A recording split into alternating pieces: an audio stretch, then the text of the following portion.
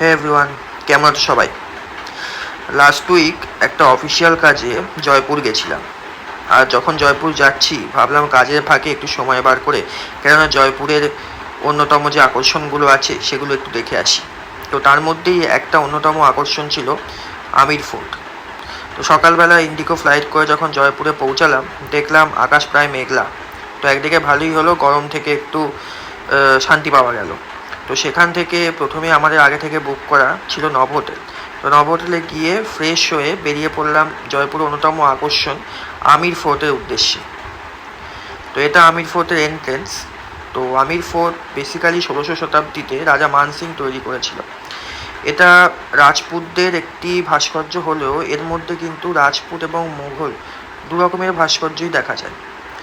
আর যেহেতু এই সময় ছিল বর্ষাকাল এবং বৃষ্টিও হচ্ছিল, বেশ ভালোই বৃষ্টি হচ্ছিল, এবং যে সময় আমি গেছিলাম একটু অল্প বৃষ্টি হচ্ছিল।